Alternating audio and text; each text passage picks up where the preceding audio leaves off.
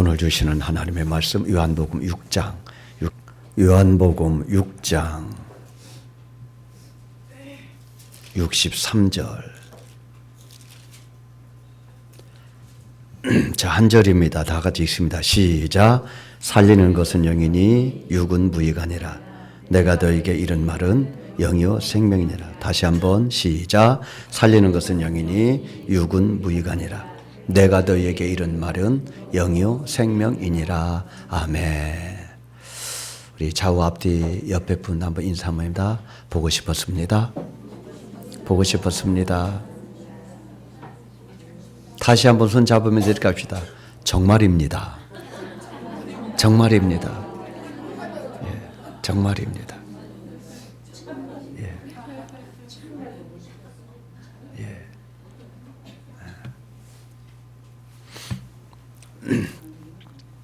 제가 우리 톡에 다시 들어보라고 영상 올린 거 들어보셨죠? 안 들어보신 분은 오늘 예배 끝나고 다시 들어보세요. 제가 부탁드립니다. 꼭 들어보세요. 그 유튜브 제목이 너무 근사해서 따온 거예요. 그죠? 여기 하나만 빠졌어요. 하루에 성경 3시간 읽으면 그건 뺐어요. 아마 여러분 5시간씩 읽을 것 같아서 3시간 내가 뺐어요. 그러나 성경 읽으면 사람에게 부탁할 일이 없어진다. 그렇게 되기를 원합니다. 인생에서 사람에게 부탁할 일이 있습니까? 없습니까? 있지요. 재벌은 없죠? 권력자는 없죠? 있어요. 아프면 병원 가서 의사 붙잡아야 돼요. 자기가 뭐 다 합니까? 못하는 거 있으면 하는 사람에게 부탁해야 돼요. 인생이 부탁할 일이 많아요. 그런데 제목을 보면 성경을 읽으면 사람에게 부탁할 일이 없어진다 그랬어요. 이 말이 무슨 말이에요? 하나님이 도우신다는 말이잖아요. 사람의 도움으로 내가 사는 게 아니라 하나님이 도와주시니까 내가 산다. 그 말이잖아요. 성경을 읽으면 하나님이 도와주시는 줄로 믿습니다. 하나님이 채워주십니다. 하나님으로 살게 됩니다. 요게 이 간증하는 분의 실제의 삶이에요.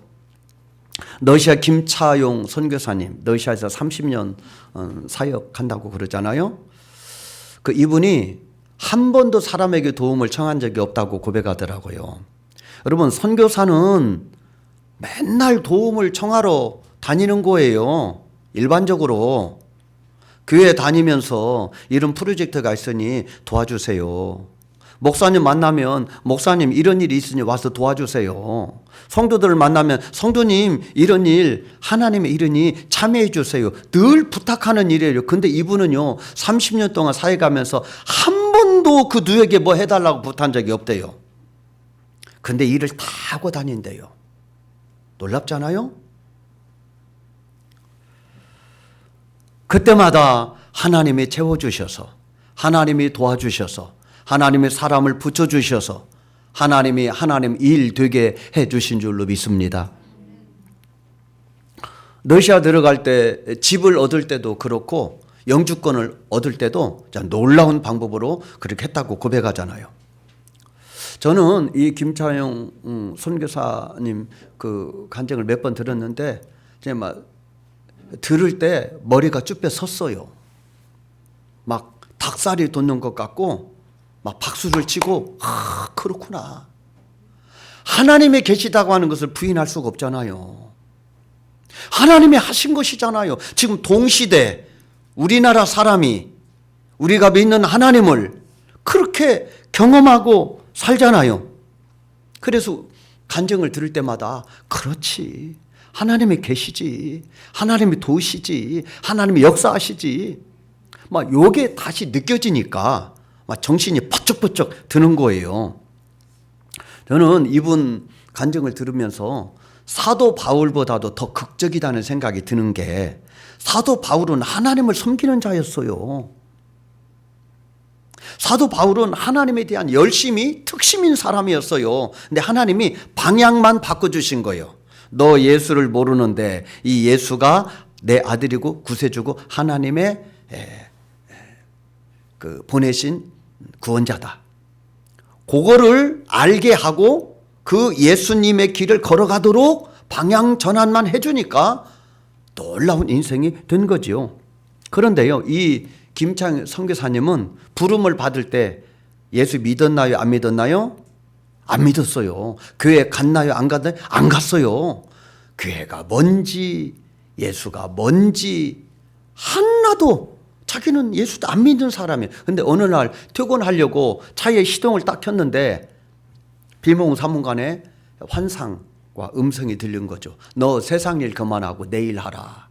진짜 뜬금없는 거죠. 하나님을 섬기는 사람 같으면요, 하나님이구나 단박에 알죠. 근데 이분은 하나님을 섬기는 자도 아니고 예수 믿는 사람도 아니고 교회 나가는 사람도 아니에요. 그러니 얼마나 이상하고 황당하고 좀 그렇지 않겠어요? 내가 잘못 들었나? 헛것을 봤나? 그런 갈등이 있었지 않겠냐 이 말입니다.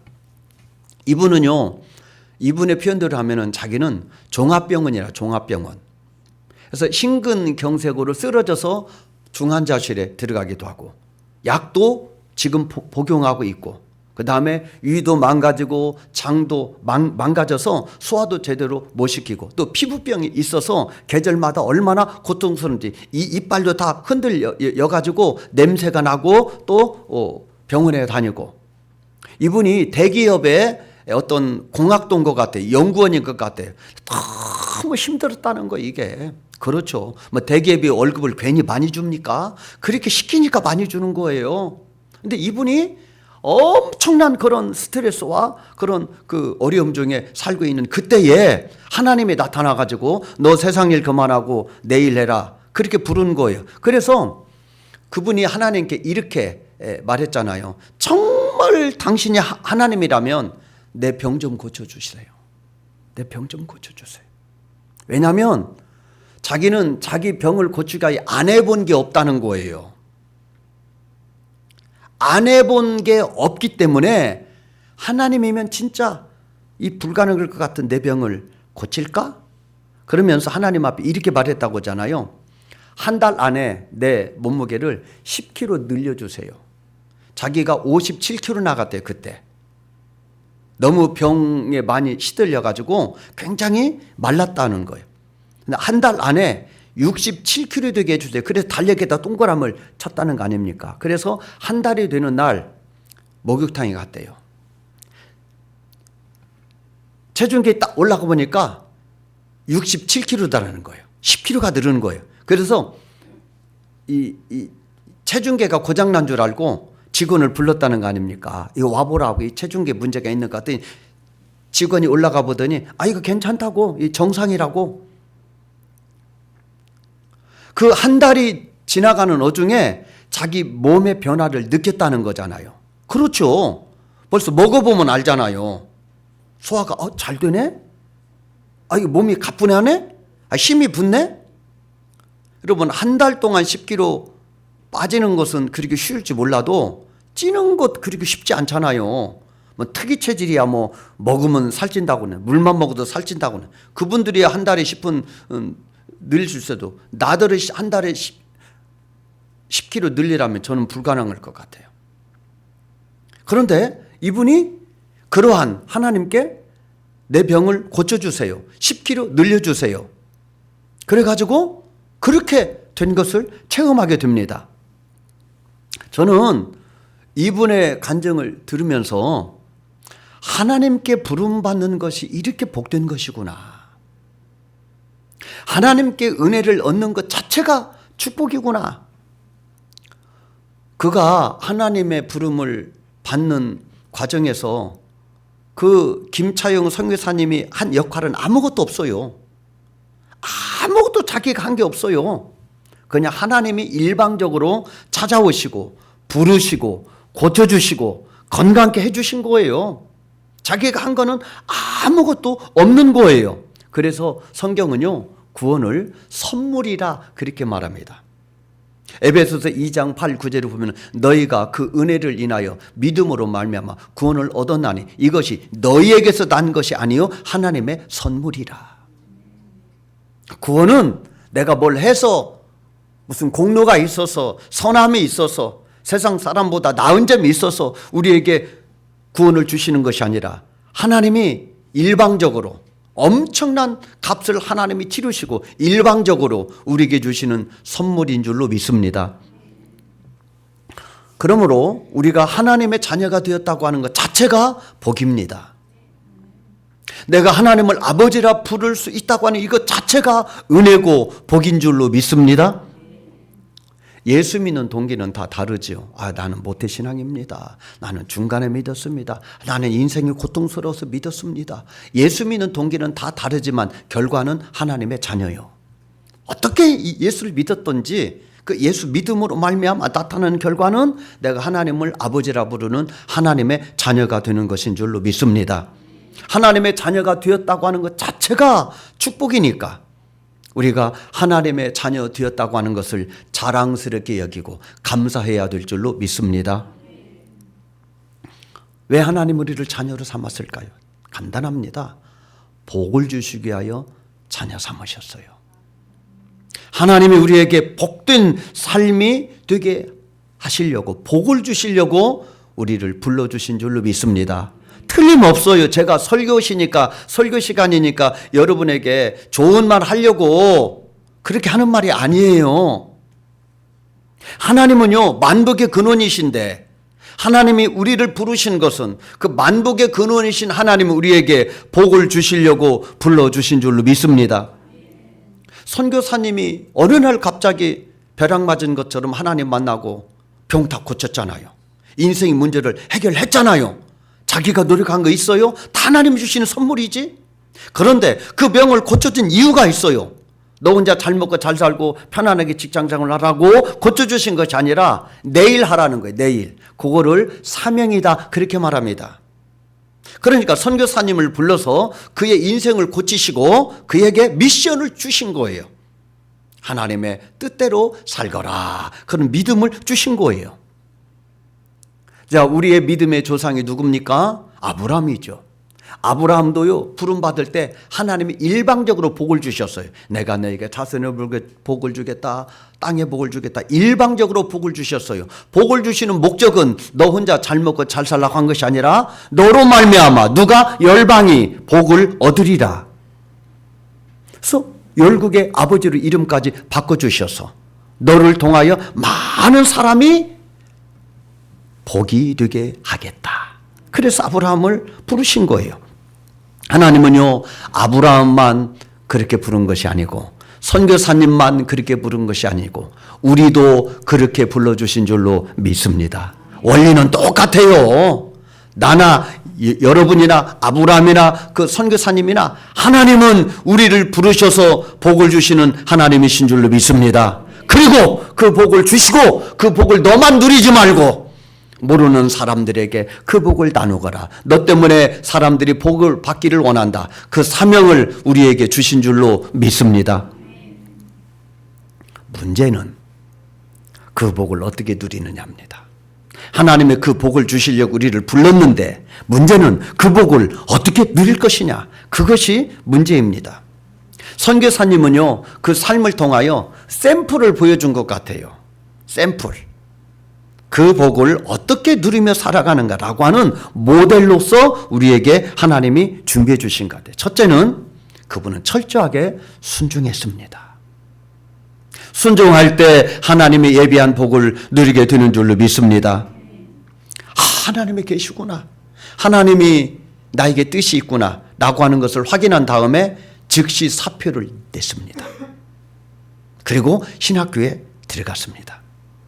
믿음의 사람의 특징은요, 순종입니다. 아브라함이 하나님께 부름을 받을 때 떠나라! 그럴 때 떠나게 됩니다. 그 간단한 문제 아닙니다. 단순한 이사가 아닙니다. 목숨을 거는 일이 그 속에 들어있는 것입니다. 한나에게 사무엘을 주실 때 한나가 하나님께 약속하잖아요. 아들 하나만 주시면 내가 그 아들 하나님 앞에 바치겠습니다. 그런데 하나님의 아들을 주셨네. 한나가요, 젖될 때까지만 자기가 키우고 젖된 후에 하나님께 드렸어요. 그랬더니요, 하나님이 사남이녀를 보너스로 또 주시죠. 여러분, 우리말에 그런 말 있잖아요. 들어갈 때 다르고 나올 때 달라요. 없을 때야, 자식이 없을 때 하나만 주면 이렇게 합니다. 하지만 딱 품에 안으면 달라질 수 있어요. 20살 넘으면 내가 보낼게요. 장가 보내고 보낼게요. 그럴 수도 있지요. 온갖 핑계를 대주고 합리화시키려고 할 수도 있는데, 한나는 자기가 하나님께 약속한 대로 그렇게 딱 순종합니다. 바울도요, 부름을 받을 때 이방인들에게로 너를 보내주고 네가 어떤 고난을 받아야 될 것까지 하나님이 다 보여주셨어요. 너 이래도 갈래? 오케이, 하나님 가겠습니다. 그러니까 아브라함이나 한나나 이 바울의 특징은요, 하나님이 부를 때에, 하나님의 복을 주실 때에 그것을 받고 즉시 순종했다고 하는 것입니다. 순종이 중요한 이유가 뭡니까? 순종이 중요한 이유는요, 머리에 지식의 믿음이 가슴의 믿음으로 바뀌기 때문에 그렇습니다. 하나님을 만났어도요, 순종하지 않으면 헛것이요. 은혜를 받아서도 순종하지 않으면 쓸모없는 것이 되는 거예요. 그냥 내가 하나님 만났어, 하나님 음성 들었어, 하나님 은혜 받았어, 어쩌라고 그거 자랑하라고 준 게 아니잖아요. 그 열매를 통하여 이롭게 하라는 거예요. 세상을 이롭게 하고, 열방을 이롭게 하고, 만나는 사람을 이롭게 하고, 교회를 이롭게 하고, 그것이 사명이에요. 그것이. 우리는요, 외적인 실체를 믿음이라고 생각하면 안 돼요. 교회 다니는 것을 믿음이라고 생각하는 것도 착각이에요. 내가 직분을 받은 것도 믿음이라고 생각하면 착각이에요. 내가 성경 지식을 좀 알고 있다고 하는 것도 내가 믿음이라고 생각하고 그것도 착각이에요. 내가 교회를 다니고 성경 지식을 알고 직분을 받는 그것들이 내 마음에서 움직여야 돼요. 가슴에서 움직여야 돼요. 그냥 머리로 내가 알아, 했어, 다 과거의 일, 외적인 것, 그것이 우리를 능력 있게 믿음의 사람으로 만드는 게 아니고, 우리 가슴에서 움직일 때, 가슴에서 열매로 나타날 때 믿음 되게 되는 줄로 믿습니다. 백문이 불여일견이라는 말이 있어요. 아시죠? 아무리 100번을 들어도 한 번 보는 것만 못하다는 거예요. 봐야 돼요. 확인해야 돼요. 그래야 정확해요. 믿음도 똑같아요. 가슴이 움직여야 돼요. 속사람이 움직여야 돼요. 머리로 여기에서 알아, 나 해봤어, 머리로만 움직이면 안 된다는 거예요. 가슴으로 느껴야 믿음이 실제가 되는 줄로 믿습니다. 그럴 때 순종이 쉬워요. 그럴 때 순종이 기뻐요. 그럴 때 순종이 믿음이 되고 삶이 되는 줄로 믿습니다. 두 번째, 선교사님은 순종을 할 뿐만 아니라 그분의 간증을 통하여 제가 보니까 매일 3시간씩 성경을 읽음으로 하나님과 동행하는 영적인 삶을 살았다는 거예요.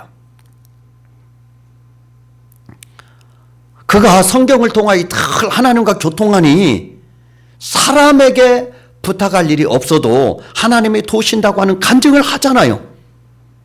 성경이 영적 말씀이기 때문에 성경을 통하여 하나님과 교통하게 되는 줄로 믿습니다. 그래서 오늘 6장 63절 보니까 살리는 것은 영이니 육은 무익하니라. 내가 너희에게 이른 말이 영이요 생명이니라. 내가 너희에게 이른 말이 영이요 생명이라. 이 말씀을 영이라고 지금 말씀하고 있잖아요. 말씀과 영을 똑같이 연결시키고 있잖아요. 말씀이 영이라는 거예요. 말씀이 영이라는 의미가 무엇일까요? 그 말씀 속에 성령이 작동한다는 거예요. 성령이 생명을 풀어 넣으신다고 하는 거예요. 성령이 역사한다는 거예요. 그래서 너희가 거듭난 것이 살아있는 하나님의 말씀으로 되었느니라. 그 말씀이 우리 속에 역사할 때 거듭남의 은혜가 임하게 될 줄로 믿습니다. 하나님의 말씀의 근원, 작용, 영향이 성령으로부터 온다고 하는 거예요. 말씀이 들릴 때에, 말씀을 읽을 때에 말씀에 저자하신 성령님이 생명을 불어넣고 역사하셔서 운동력 있게 하시고 생명을 주시는 줄로 믿습니다. 그래서 말씀을 들으면 거듭남의 역사가 일어나고 구원의 역사가 일어나고 믿음이 자라게 되는 줄로 믿습니다. 그런데 말씀이 영이기 때문에 육과 충돌합니다. 말씀이 육이면 육인 우리와 충돌하지 않아요. 그런데 말씀이 영이기 때문에 육을 입고 있는 육적인 속성으로 충만하여 있는 우리와 충돌하게 됩니다. 우리는 영적인 존재예요. 육을 입고 있거나 본질이 영이고 중심이 영적 존재라고 하는 것. 우리가 육으로 살아가는 것 같지만은 영으로 사는 존재입니다. 그래서 영이 살아야 육이 사는 줄로 믿습니다. 갈라디아서 5장 16절을 보니까 너희는 성령을 따라 행하라. 그래야만 육체의 욕심을 이루지 아니하리라. 육체의 소욕은 성령을 거스리고 성령은 육체를 거스리나 이 둘이 서로 대적함으로 너희가 원하는 것을 하지 못하게 하려 함이니라. 우리 속에 성령도 있고 우리 속에 육도 있는데 이 성령과 육이 서로 대적한다는 거예요. 그래서 너희가 원하는 거, 하나님이 너희를 통해 하고 싶은 일을 못하게 한다는 거예요. 다른 말로 하면은 갈등이 일어나게 한다는 거예요. 말씀이 영이기 때문에 육과 충돌한다는 거예요. 말씀 읽기가 힘든 이유가 여기에 있습니다. 말씀이 영이기 때문에 우리가 육으로 충만해 있으면 힘이 들어요. 말씀이 영이기 때문에 세상 것이 내 속에 가득 차 있으면 힘이 들어요. 말씀이 영이기 때문에 우리의 관심이 세상 것에만 있으면 힘이 들어요. 육적 소욕이 우리 속에 꽉 차 있으면 말씀 읽기가 정말 힘이 들어요. 그래서요, 말씀을 읽을 때는요, 원칙을 철저히 세워야 됩니다. 이 육신이 얼마나 간사하고 우리를 미끄러지게 하는지 몰라. 그래서 원칙을 대못을 딱 박듯이 세워야 됩니다. 어떤 원칙이요? 내가 하루에 얼만큼 읽는다. 언제 읽는다. 그래서요, 내가 그렇게 약속한 것에 대해서는 내가 실제로 해야 돼. 아침에 일어나자마자 내가 30분 읽는다. 천하가 무너져도 내가 성경 읽는다. 자기 전에 내가 1시간 읽는다. 천하가 무너져도 내가 읽는다. 이런 확고한 원칙을 세워야 돼. 그래야 우선순위가 세워지게 됩니다. 성경을 언제까지 읽어야 될까? 도대체 성경을 언제까지 읽어야 될까? 얼마만큼 읽어야 될까? 도대체 목사님은 성경을 얼만큼이나 읽어야 됩니까? 그 중에 하나는요, 육신의 물이 빠질 때까지 읽어야 돼. 육신의 물이 빠질 때까지. 그래서 말씀이 영이라고 그랬는데 그 말씀이 내 속에서 물고기가 물속에서 자유롭게 운동하듯이 말씀이 내 속에서 자유스럽게 운동하도록 육신의 물이 좀 빠져야 돼요. 우리는 나도 모르게 육체를 입고 있기 때문에 육체의 소유가 정욕으로 충만해 있어요. 우리가 행하는 모든 것들이 육체의 욕심에 따라 행하는 것이 얼마나 많은지 몰라요. 그러므로 육적인 그러한 물이 흐물흐물해질 때까지 말씀으로 다듬질을 계속 해야 된다 그런 것입니다. 또 한 가지는요, 영적인 주도권을 내가 잡을 때까지 말씀을 읽어야 돼요.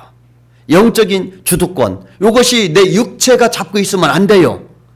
그래서 환경과 조건에 이리 넘어지고 저리 넘어지고, 그러니까 영적인 주도권을 내가 못 잡고 있기 때문에 그래요. 영적인 주도권을 잡아야 흔들리지 않아요. 영적인 주도권을 잡아야 오뚜기처럼 흔들려도 넘어지지는 않아요. 또 한 가지는요, 말씀이 삶의 양식이 될 때까지 읽으십시오. 말씀이 양식이 돼야 돼요. 육신도요, 양식이 필요하잖아요. 육신은요, 양식을 안 먹으면 금방 느껴요. 배가 고파요. 영적인 것도 생명이기 때문에 똑같아요. 영의 양식도 말씀인데 이 말씀을 안 먹으면 영적인 허기짐을 느껴야 돼요. 허기짐을 못 느꼈다? 전혀 말씀을 안 보고 기도를 안 하고 하나님을 안 찾아도 전혀 허기짐을 못 느낀다? 그건 지금 내 영이 기절해 있어서 그래요. 죽은 거예요. 인공호흡기를 달고 있기 때문에 전혀 못 느끼는 거예요. 그래서 정말 민감하게 그렇게 영적으로 깨어날 때까지 말씀을 채우고 또 채워야 된다 이 말입니다. 그러면은 내가 하나님의 섭리 안에서 사는 거예요. 그러면 내가 하나님의 경영 안에서 살게 되는 거예요. 그러면 내가 하나님의 뜻 안에서 살게 되는 거예요. 그렇다면 내가 하나님의 경영 안에서 섭리 안에서 뜻 안에서 산다면 하나님이 안 도와주시겠냐 이 말입니다. 그때 비로소 사람에게 부탁할 일이 없어지게 되고 하나님이 도와주시는 믿음의 삶이 되게 되는 줄로 믿습니다. 말씀이 나를 이끌어가게 하자는 것이죠. 내가 나를 이끌어가는 것이 아니라 말씀이 나를 이끌어가게 하자는 것이. 말씀이 내 속에 풍성하게 채워질 때 삶이 회복되는 거예요. 우리 속에는요 나쁜 것들이 있어요. 나쁜 것들이 들어와도요 자리 잡지 못하고 떠나가게 됩니다. 헛된 것들이 들어와도 그것들이 자리 잡지 못하고 떠나가게 됩니다. 말씀이 내 속에서 운동력 있게 역사함으로 악한 것이 떠나가고 치유되고 회복되게 될 줄로 믿습니다. 질병이 치유되는 이유가 바로 거기에 있는 것이죠. 말씀이 내 속에서 생명으로 역사하기 때문에 악한 것들이 왔다가 자리를 잡지 못하고 떠나가게 돼. 우리 속에 질서가 잡히는, 비록 삶은 요동해도 내 마음의 질서가 선명하기 때문에 시온의 대로가 열려있기 때문에 근심, 걱정, 염려하지 않고 감사하며 여유를 가지며 사는 이유가 바로 질서가 잡히기 때문에 그렇다는 것입니다. 우리 속에 있는 어둠의 세력은 떠나고 빛의 세력으로 충만하게 되어질 줄로 믿습니다. 염려가 평안으로 바뀌게 되고 하나님의 만져주심으로 인생의 문제가 풀려지게 되는 줄로 믿습니다. 성경을 소리내 읽는 것 자체가 기도예요.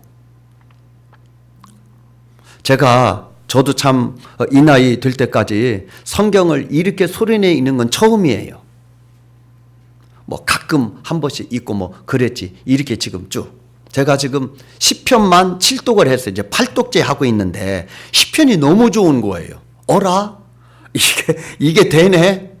10편을 읽으니까요. 기도하면 느끼는 영적 충만함이 있잖아요. 여러분이 기도하다 보면 영적인 충만함이 있어요. 이거를 초월하는 것 같아요. 그래서 제가 어라 이거 웃기네. 제가 그랬다니까요. 이상하네.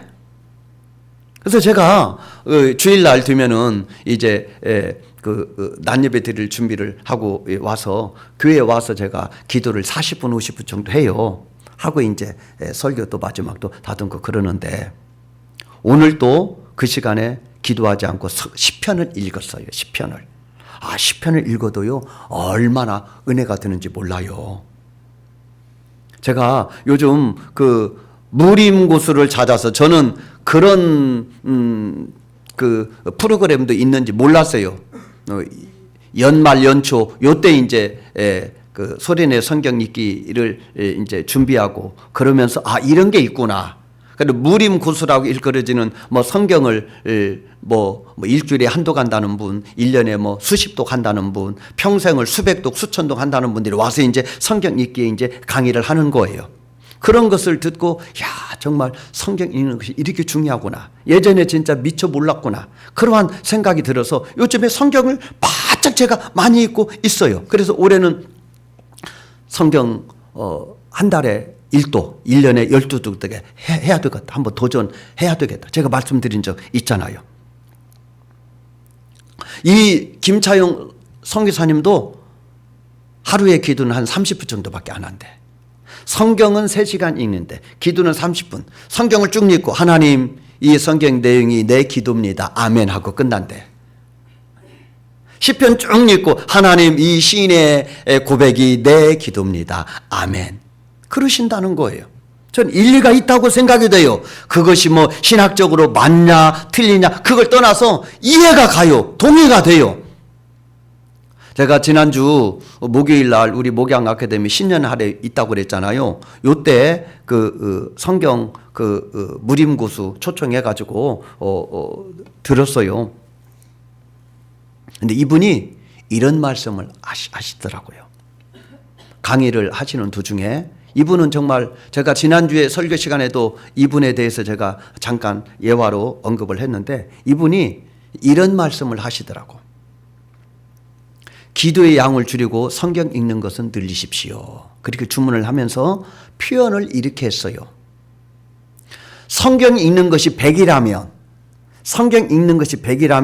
찬송은 약 60 정도 된대. 60. 그리고 기도는 한 40 정도 된대요. 그건 자기 주장이에요. 그만큼 성경 읽는 것이 효용성이 있다는 거죠. 영적인 감화력이 있다는 것으로 저는 그렇게 받아들였어요. 그리고 제가 실제 시편을 계속 하루에 30장에서 50장을 제가 읽는데 읽어보니까 그게 공감이 그렇지. 그 이해가 간다. 그렇구나. 김차용 선교사님은 하루에 3시간 성경을 통하여 자기는 하나님이 다 채워주시고 은혜를 주신다. 사람에게 부탁할 일이 없다. 그렇게 말합니다. 이것이 그 사람에게만 해당되는 고백이 아니라 저와 여러분의 고백이 됐으면 좋겠습니다. 그래서 어쨌든 40일 소리내 성경 읽기 절대 포기하지 마시고 혹 지금까지 시작을 안 하신 분이 있다면 지금부터 타세요. 지금부터 40일 하면 되잖아요. 지금부터 40일 동안 내가 도전해야 되겠다. 그러면 되잖아요. 못하면 또 조금 느려서 또 하면 되고 며칠 만에 일도가 아니라 그게 중요한 게 아니고 내가 말씀을 붙들고 씨름하느냐, 그 말씀을 내가 채우느냐, 말씀에 사람이 되느냐, 그것이 본질이니 우리의 믿음의 선배들, 앞장서서 간 사람들이 간 그 길은 검증된 길이고 그리고 지금 그 길이 확실하다고 우리가 보고 듣고 있으니 그렇다면 우리가 따지지 말고 나도 그렇게 해야 되겠다. 말씀을 붙잡고 읽고 순종하고 그 말씀을 나의 삶의 길로 삼으면 오늘 제목처럼 성경을 읽으면 사람에게 부탁할 일이 없어진다. 하나님이 도와주실 줄로 믿습니다. 하나님이 채워주실 줄로 믿습니다. 그것이 믿음이잖아요. 하나님 믿고 살려고 여러분 오늘 나온 거잖아요. 사람에게 의지하고 사람 도움을 받고 살으려면 지금 이 시간에 인맥을 쌓아야죠. 그런데 우리는 하나님을 믿고 삽니다. 우리의 영혼의 문제도 육신의 문제도 우리의 삶의 문제도 남은 인생의 문제도 하나님의 손에 달려있는 줄로 믿습니다. 말씀을 통하여 그 하나님이 실제가 되는 저와 여러분 되기를 주의 이름으로 축복합니다.